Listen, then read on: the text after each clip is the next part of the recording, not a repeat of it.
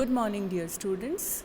Today we will be doing the Sonnet 30, also known as Remembrance by William Shakespeare.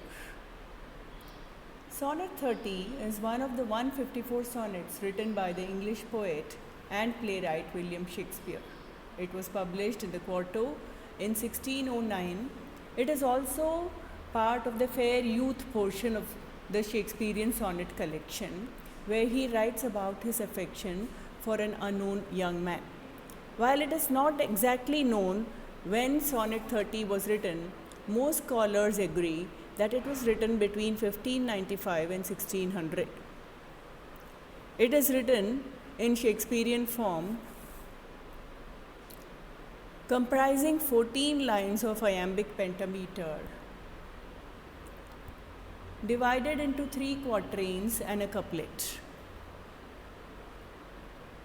Within the sonnet, the narrator spends time remembering and reflecting on sad memories of a dear friend. He grieves of his shortcomings and failures while also remembering happier memories. The narrator uses legal metaphors throughout the sonnet to describe the sadness that he feels as he reflects on his life. Then, in the final couplet, the narrator changes his tone about the failures as if the losses are now merely gains for himself. Sonnet 30 starts with Shakespeare thinking over his past failings and sufferings, including his dead friends, and that he feels that he hasn't done anything useful. But in the final couplet, Shakespeare comments on how thinking about his friend helps him to recover all of the things that he has lost, and it allows him to stop mourning over all that has happened in the past.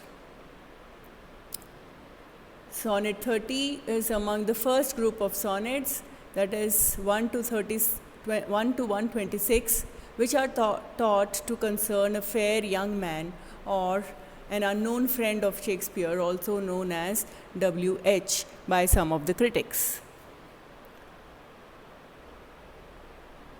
The poem opens up with the speaker remembering his past losses. The narrator grieves his failures and shortcomings while also focusing on the subject of lost friends and lost lovers. Within the words of the sonnet, the narrator uses legal and financial language. He uses words such as sessions, summon, dateless, and many other legal terms. It is as if the narrator is taking meticulous accounts of his own grief and adds an unhealthy dose of guilt to the proceedings. The poem remains abstract as the process of remembering becomes the drama. About halfway through the sonnet, the speaker changes the tone, instead ending with a joyous tone as if reminiscing about the dear friend produces restoration and gain, not loss.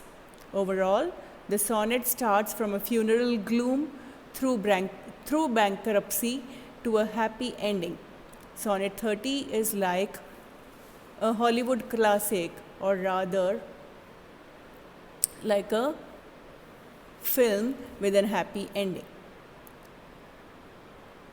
In the first line, the phrase "sessions of sweet thought" introduces the concept of Shakespeare remembering past events. Stephen Booth mentions that the word session refers to judges sitting in a court of law. Booth also notes that in line 2, the word summon is also a court term, which means to be called upon by the court or some authority to either provide evidence or answer a charge. It also means to call a certain quality into action, such as Shakespeare calling his memories to his mind.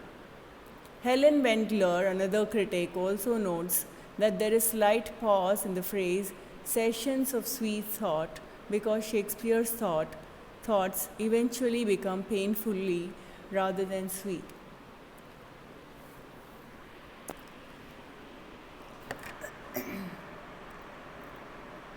Let me read the sonnet for you before continuing the explanation. When to the sessions of sweet, silent thought I summon up remembrance of things past, I sigh the lack of many a thing I sought, and with old woes new veil my dear time's waste.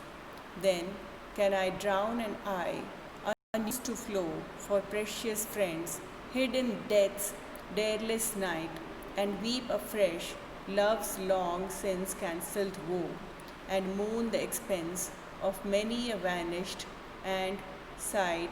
Then can I grieve at grievances foregone, and heavily from woe to woe tell over the sad account of fore bemoaned moan, which I new pay as if not paid before.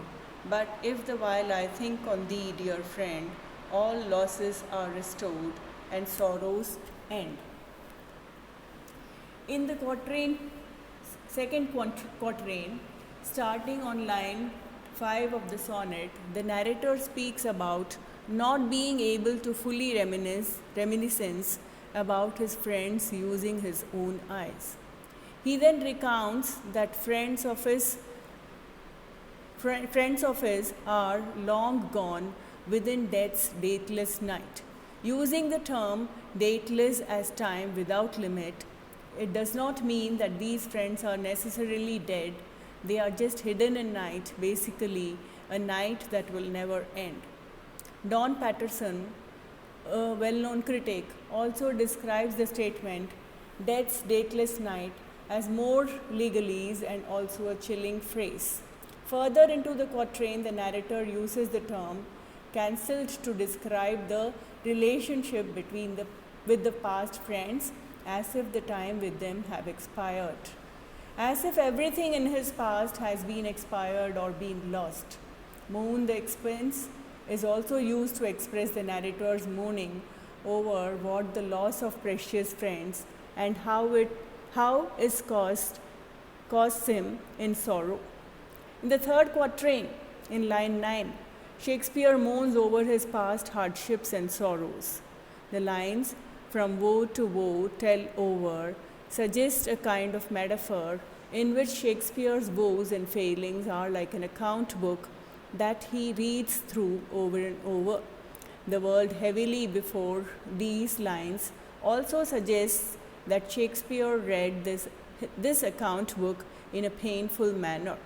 Finally, the facts that words "fore bemoaned moan" that come close on the heels of the words "grievances foregone" before it also suggests that Shakespeare is continuously reviewing his past sorrows.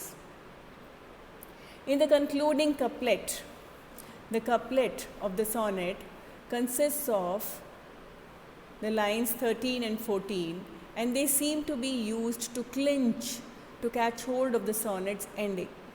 It offers the compensation as all woes means sorrows, which vanish in recollection or thinking about his dear friend.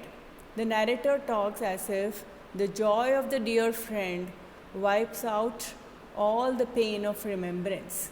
David West suggests that the couplet takes away the point of the beginning 3 quatrains by stating that the mountain of failure could be easily removed by the thought of the beloved. Others agree by stating the couplet jumps out like a jack in the box, or that the couplet is simply tagged on in the end. I hope the basic summary or the theme has been clear in this explanation. We will continue in the next video. Thank you.